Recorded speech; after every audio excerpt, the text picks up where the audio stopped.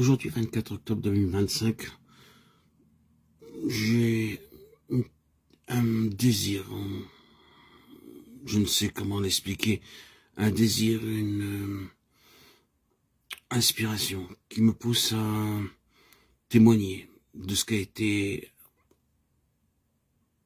en résumé, à l'âge de mes 57 ans aujourd'hui, ce qu'a été cette vie pour moi, ce qu'est toujours cette vie pour moi.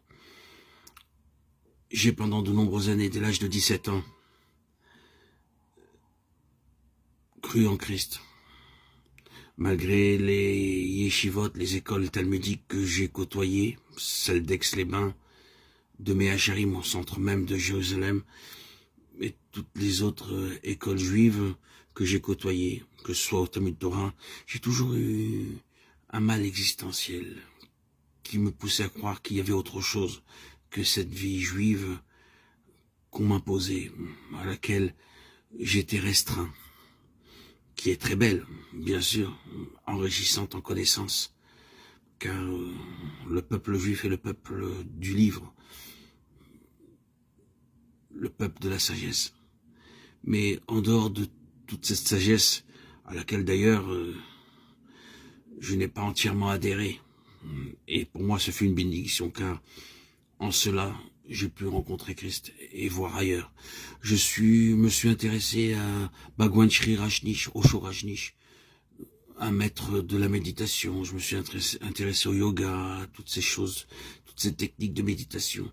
Mais rien ne m'a apporté de bonheur plus que Christ lui-même. Et je lisais secrètement, dès l'âge de mes 17 ans, la Bible, le Nouveau Testament. Contrairement à ce que les Juifs, les pharisiens d'aujourd'hui nous inculquent et nous interdisent de lire, je faisais abstraction de leurs commentaires et je continuais à poursuivre mon chemin dans mon cheminement en suivant le Christ. À l'âge de mes 25 ans, l'année de mon mariage, j'ai décidé de vouloir me faire baptiser.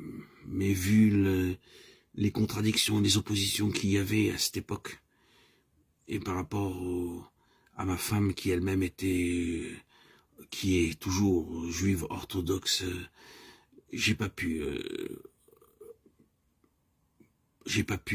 payer le prix que je devais payer. Donc j'ai renoncé, je continue à lire secrètement la Bible.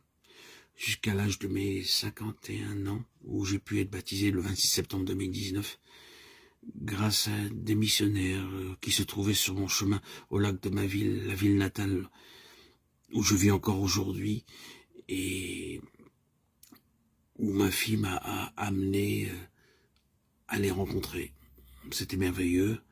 J'ai pu, en rencontrant ces missionnaires, ces hommes venant pour la plupart de Haïti, certains ont émigré à Montréal, d'autres sont en France.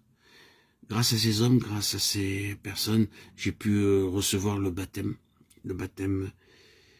par immersion, au lac même de ma ville, au lieu de rencontre, même où on s'est rencontrés, tout simplement. Le baptême à l'endroit fixe où on s'est vu, a été fait par immersion. Et j'en suis ressorti complètement différent. Moi qui étais toujours recroquevillé sur moi-même, replié sur moi-même, mon squelette, mon être physique s'est redressé. Je n'étais plus replié sur moi-même, j'avais reçu une sorte de dignité, de force régénératrice qui n'était plus de ce que j'avais vécu. Je vous rappelle que j'ai subi de nombreuses hospitalisations dues à mon état bipolaire et que mon mal-être existentiel a commencé déjà dès ma préadolescence. Par la joie et le bonheur d'avoir reçu ce baptême, ma vie a été toute différente. Je n'étais plus centré sur mes douleurs, mes souffrances, puisqu'elles n'existaient plus, mais sur Christ, seul Christ qui m'a transformé. Le vieil homme était mort. J'étais mort. Je lisais pendant de nombreuses années, depuis l'âge de mes 17 ans, pour la plupart des écrits catholiques. Et ça a payé. Jésus est venu à ma rencontre. Je ne sais pas si c'est mes mérites du fait que j'ai lu la Bible secrètement ou que je me suis intéressé à Christ, que Christ est venu à moi-même, ou si j'étais prédestiné. C'est une longue affaire, assez complexe. Je pense que j'étais prédestiné à suivre et à marcher sur le chemin de Christ. Vu ce que j'ai enduré, j'avais pris la croix, j'ai reçu la croix, subi la croix, avant même de recevoir le baptême. Donc, mon premier amour fut l'église catholique. D'ailleurs, j'allais très souvent à l'église, à la paroisse Saint-Louis-d'Antin, où je prenais l'Eucharistie alors que j'étais même pas baptisé. Et je recevais cette présence réelle de Christ. D'où, encore aujourd'hui d'ailleurs, cette foi en l'église catholique, que je garde secrète au plus profond de mon cœur, que je vous divulgue aujourd'hui. Cette foi en l'église catholique qui m'a tellement apporté par l'Eucharistie, où j'ai vécu la présence réelle de Christ. Puis, après, j'allais dans l'église de Haïti, où j'ai reçu beaucoup d'amour, émotionnellement, sentimentalement. L'esprit fraternel était là, bien présent, puissant. Et je suis resté pendant plus de 5 ans, tout en côtoyant l'église catholique et en restant à prendre l'Eucharistie secrètement. Puis après, j'ai rencontré l'église Patmos, où je me suis vraiment renforcé. J'ai connu, à travers les écrits de frère Verboen, Baksing, frère Austin Sparks, Jesse Penn Lewis, Watchman Nee, tous ces écrits qui sont à ma disposition, qui m'ont enrichi, grandi, édifié. Et c'est toujours une merveille puisque je continue à les lire. Donc aujourd'hui, à l'âge de mes 57 ans, je voudrais faire un petit résumé de tout ce qu'a été ma vie. Une réjouissance, un succès, une réussite par Christ. Car sans Christ, ça aurait été, pour moi, vu mon passé, mon historique, si je n'avais pas reçu le baptême, peut-être le suicide ou la mort désirée et aspirée. Mais aujourd'hui, en Christ, par Christ et pour Christ, je vis, et je vis une vie édifiante. Vraiment, je suis fortifié, sanctifié par la puissance de Christ, par tous ces écrits que j'ai obtenus de l'église Patmos et qui m'enrichissent régulièrement, et d'ailleurs que je vous partage régulièrement sur ma chaîne YouTube. En résumé, Christ est ma vie, Christ est ma joie, Christ est ma réjouissance, Christ est ma liberté. En Christ, sachez bien, comprenez bien, que vous pouvez recevoir toutes les gratifications,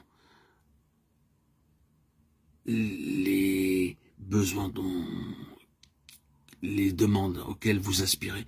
Mais quoi qu'il arrive, vous devez bien savoir que l'élève n'est pas plus grand que son maître et il faut subir et recevoir des épreuves pour pouvoir appartenir et faire partie de l'église de Christ. L'église de Christ n'est pas une mince affaire. L'élève n'est pas plus grand que son maître. Sachez-le bien, suivre Christ, c'est un chemin, c'est un parcours, c'est un cheminement où ce n'est pas facile. L'évangile n'est pas un évangile bonbon comme tous les prédicateurs. Les prédicateurs et les évangélistes qui s'intéressent à votre porte-monnaie veulent vous instruire. Suivre le Christ, c'est porter la croix. L'élève n'est pas plus grand que son maître, c'est porter la croix. Ainsi, vous pouvez avancer, comme ce le fut pour moi. C'est une merveille, et ça l'est toujours à ce jour. Gloire à Dieu au plus haut des cieux, et paix sur la terre aux hommes qu'il aime. À toi, Seigneur, tout honneur, toute gloire pour les siècles des siècles. Alléluia.